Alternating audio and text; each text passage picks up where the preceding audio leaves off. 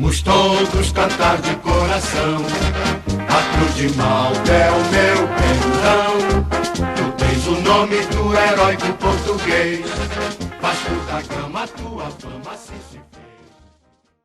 Debate Bola 4 Linhas dá o pontapé inicial no giro sobre o Vasco. Depois do empate em 2-2 na Arena da Baixada, a equipe de Ricardo Gomes enfrenta o Atlético Paranaense em São Januário, com as vantagens dos empates em 0-0 e 1-1.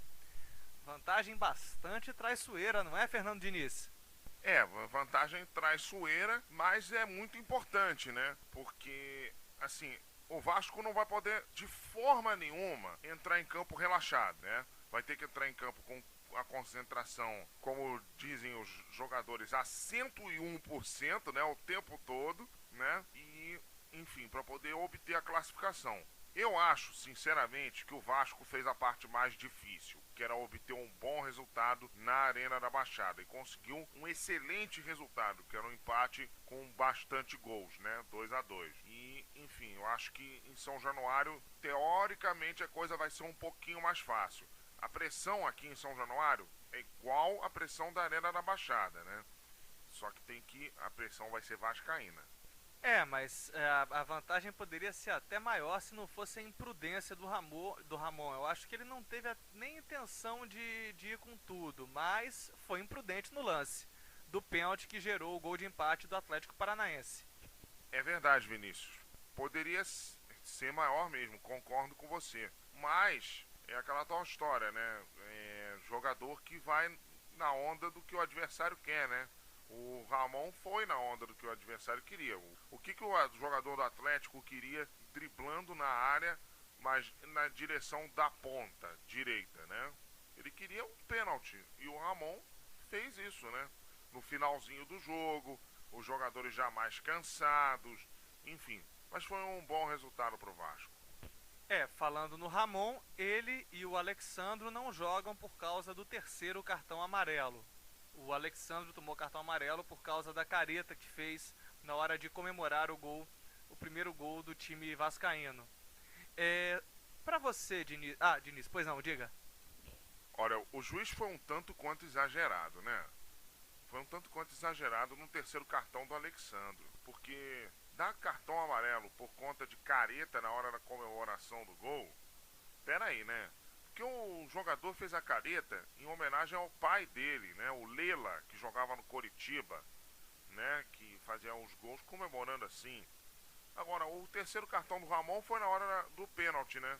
Foi na hora do pênalti. Então, tá certo o juiz nesse caso aí. Claro, mas pra você, ô Diniz, quem é que vai fazer mais falta, o Ramon ou o Alexandro?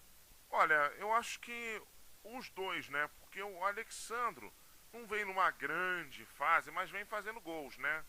E o Ramon é o melhor lateral esquerdo que o Vasco tem, né? E é um bom lateral esquerdo, a verdade é essa. Eu acho que os dois vão fazer falta sim. E uma certa falta. Principalmente porque o Vasco tem o Márcio Careca de reserva. Isso aí vai dar um problema. Aliás, o time do Atlético agradece porque o Márcio Careca vai ser o lateral esquerdo da equipe. Agora, com relação ao substituto do Alexandro, no treino de segunda-feira houve uma polêmica do Ricardo Gomes. O Ricardo Gomes colocou o Bernardo entre os titulares e aí com isso o ataque seria formado por Éder Luiz e Diego Souza. Pasmem, Fernando Diniz, o que você acha desse ataque? Olha, eu acho esse ataque péssimo. Primeiro, não tem um centroavante. Segundo, tem Diego Souza no ataque. Né? Porque, poxa, já tá na hora do treinador. Não, agora falando sério mesmo. Eu acho que o Alexandro tá fora, tudo bem. Mas bota o Elton, ou outro atacante, ou outro centroavante, entendeu? O Elton, né, principalmente, né, que ele tem, eu acho que é o único que ele tem, né, no banco. Então bota o Elton, entendeu? No ataque. E bota o Bernardo no lugar do Diego Souza. Muito embora o Bernardo seja jovem e ainda ansioso, tal, mas é melhor que o Diego Souza, né? você não dá o desconto nem pro Diego Souza, que fez um golaço na primeira partida, pô? O que que há com a sua implicância com relação ao Diego Souza? Isso aí parece coisa lá de Niterói, hein? Rapaz, olha, não é coisa lá de Niterói não, rapaz. É coisa de quando ele vestia a camisa do Flamengo, a camisa do Fluminense, né? Que ele fazia um jogo bom e fazia 3 ruins, 4, né? E realmente, olha, até hoje, né, com a camisa do Vasco, ele fez 10 jogos, ou 11, né? Ele fez 2 bons, né? Um contra o Botafogo e um contra o Atlético Paranaense. E 2 bons e 2 gols, né? Mas assim, gols não é a função dele, né? Mas fez 2 jogos bons. O resto, ele não fez jogos bons, não. O Bernardo foi mais constante que ele. É verdade. Agora vou lançar uma polêmica pra você, maior do que essa tua história com o Diego Souza aí, hein? O Elton fez 9 jogos e marcou apenas um gol. Talvez por isso fosse preterido pelo Ricardo Gomes. No entanto, a maioria desses jogos ele entrou a 5 a 10 minutos do fim. Por que você acha que o Ricardo Gomes está deixando tanto de lado o Elton? Olha, rapaz, ele entrou a 5, 10 minutos do fim, né? Na maioria desses jogos. Pois é, isso agora é mania de treinador brasileiro. Botar o jogador a 40 minutos, 35 minutos do segundo tempo. Como eu já falei aqui várias vezes, jogador para render tem que entrar até no máximo 30 minutos no segundo tempo. Até para ele se adaptar primeiro e depois render. A gente já vai ter uma polêmica no Fluminense, né? De jogador que não quis entrar durante o jogo, né? Então, exatamente por conta disso. Tá certo. Do lado do Atlético Paranaense, a gente tem algumas novidades para Adilson Batista. Os retornos do meia Kleberson e do atacante Adailton, que estavam machucados. Você acha que assim o time do Atlético fica mais fortalecido? Olha, se o Kleberson quiser jogar, fica, né? Porque o Kleberson é assim. Kleberson é um bom jogador. Agora falando sério, ele é um bom jogador, mas ele é meio preguiçoso, né? Eu incluo ele na turma do Jonatas, né? Os dois são bons jogadores, mas são meio preguiçosos, né? O Adailton eu sinceramente não conheço muito, não. Eu não posso falar muito sobre ele, não. Do Atlético eu acho que quem se destaca é o meia Branquinho, que foi mal colocado, mal escalado. Ele ficou na reserva no início da partida. Quando ele entrou no segundo tempo, o time do Atlético jogou de outra maneira, foi outra coisa. O Vasco jogou bem, mas o Atlético melhorou 200% com a entrada do Branquinho. E tem o Guerron também, que está numa boa fase lá. Diga aí, Diniz. É verdade, Vinícius. Os dois são muito bons jogadores, tanto o Branquinho quanto o Guerron. O Guerron tá aos pouquinhos voltando a ser aquele Guerron da LDU, né? Que é um Guerron guerreiro, né? Um Guerron que habilidoso também, né? Velocista, né? Muito bom jogador. E o Branquinho, enfim, o Branquinho do Botafogo de Ribeirão, né? Que jogava muito bem, muito habilidoso, muito bom jogador mesmo. Fazendo um bom trio, os dois com o Paulo Baier, né?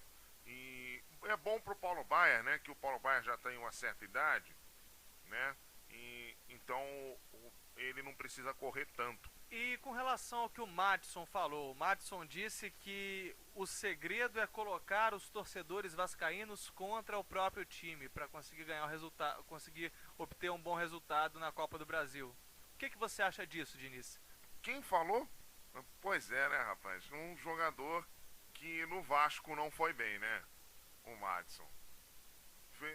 Fez algumas boas partidas, mas que, enfim, deixa pra lá, né? Mas o Madison é um bom jogador, falando sério. Ele é um bom jogador.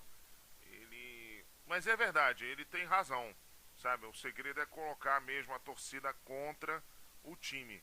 O que não é, assim, muito difícil e também não é muito fácil, né? Porque você precisa fazer um gol logo no início do jogo, né? Ou você precisa fazer com que o Vasco jogue mal, o que não é nem muito difícil nem muito fácil você fazer essa equação funcionar bem. Agora, saindo um pouco de campo, no Twitter, sempre o Twitter, o nosso amigo Carlos Alberto, o ex-jogador do Vasco, o predador, soltou o verbo quis predar o Roberto Dinamite. Dentre as declarações dele, veio uma com as seguintes palavras, porque houve a especulação de que o Dinamite teria vetado a volta de Carlos Alberto para o Vasco. O Dinamite tem que se preocupar com ele mesmo. Ele não manda nem em si próprio. E no Vasco, muito menos. É pra rir. Ele não tem poder nem mesmo para me vetar. O que você achou disso, Fernando Diniz? Bom, é pra rir sim da declaração do Carlos Alberto, né? Porque ele tá falando de um dos maiores, se não o maior ídolo o maior, né? Ídolo da história do Vasco, né? E ele tá falando só besteira. Só tá falando besteira. Entendeu? E o Carlos Alberto não chegou nem a 10% em termos de ídolo do que foi Roberto Dinamite para a torcida do Vasco, né? Com a polêmica sobre Carlos Alberto, o giro vascaíno vai chegando ao fim. Mas ainda há tempo para o recado final de Fernando Diniz. Diz aí, Diniz, para a torcida do Vasco. Olha, essa polêmica do Carlos Alberto só serve para corroborar o que eu digo sobre ele, né? Ele sempre tá tentando roubar a paz do clube onde ele joga, onde ele jogou, né? Que coisa, hein, Carlos Alberto? Que coisa mesmo, Fernando Diniz. No meu recado final, a Rádio Tupi anunciou ontem que as eleições do Vasco, a princípio marcadas para 28 de junho, podem parar na Justiça. Esse roteiro de eleição, cercada de polêmica, aconteceu recentemente no Vasco. E no fim, o time caiu para a segunda divisão. Vamos dar uma maneirada aí, diretoria? Vai entender, né? E olha, outra frase do Carlos Alberto: Vascão campeão da Série B, né? Será que o Carlos Alberto tá profetizando ou será que ele tem um pouquinho de razão? Não sei não. E olha, esse negócio de Vasco e Justiça já teve uma relação muito íntima no passado. E vocês sabem muito bem de quem que eu tô falando, torcedores vascaínos. Fernando Diniz, como sempre, polêmico, mandando ver. Acesse nosso blog, o blog 4 Linhas, radio4linhas.blogspot.com. O 4 é por extenso, radio4linhas.blogspot.com. 4 Linhas, a comunicação está no ar.